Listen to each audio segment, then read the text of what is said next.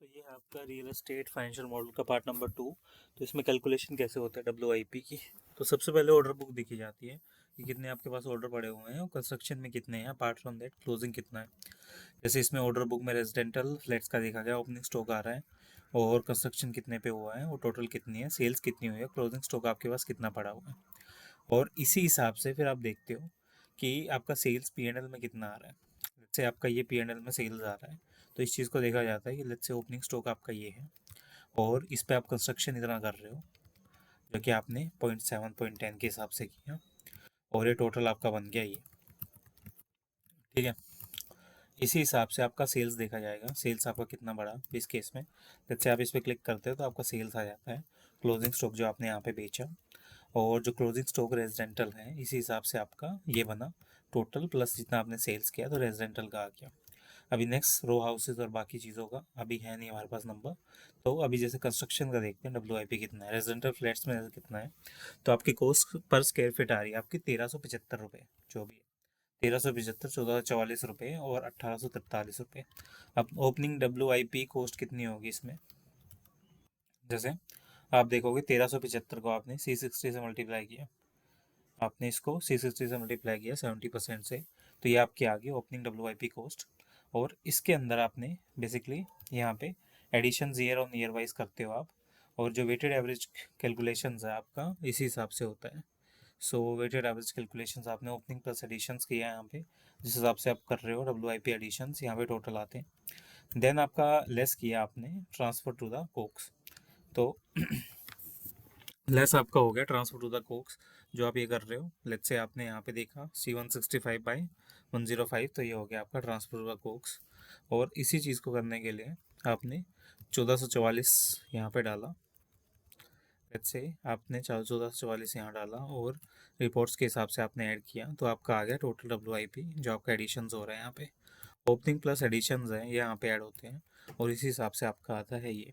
अब आप transfer to the Cokes में से माइनस कर दोगे और ये आपका प्लस आ जाएगा यहाँ पे सारा का सारा क्लोजिंग डब्ल्यूआईपी।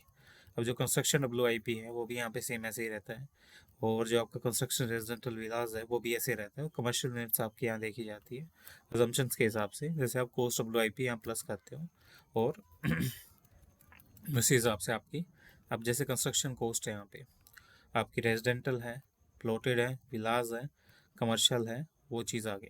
ठीक है, और इसी केस में आप वाई वाले इंक्रीमेंट देखते हो जिस हिसाब से आपका आता है 5% के हिसाब से, वो चीज़ें देखी जाती हैं।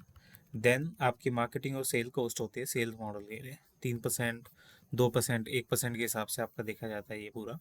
मार्केटिंग और सेल्स कॉस्ट होती है रेंटल मॉडल के लिए जितने भी आपकी यहाँ पे देखी जा रही है वो। और एडमिनिस्ट्रेशन एक्सपेंस यहाँ पे देखे जाते हैं कि 2% के हिसाब से, 3% किस हिसाब से आ रहे हैं।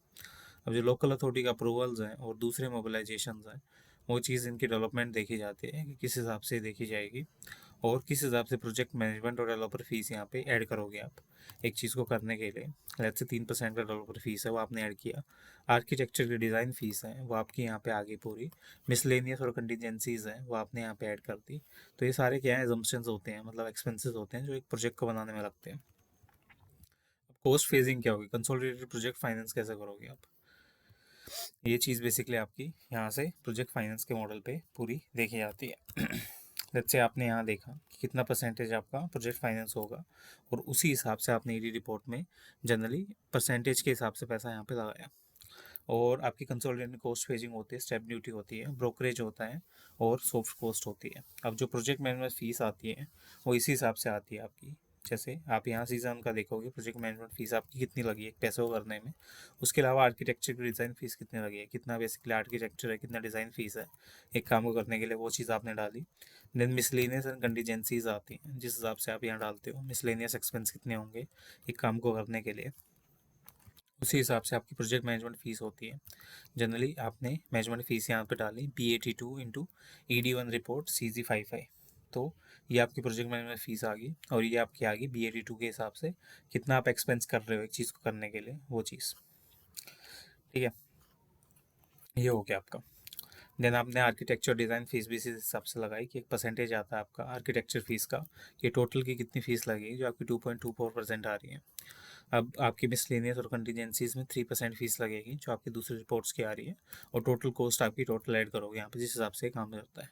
तो ये बेसिकली आपकी कंस्ट्रक्शन फेज़ की फ़ीस आती है जो इस चीज़ को करने के लिए पूरा आता है। अभी जो पेमेंट शेड्यूल्स हैं वो भी हम समझते हैं कि कैसे ये काम करता है। मिलते हैं नेक्स्ट वीडियो में।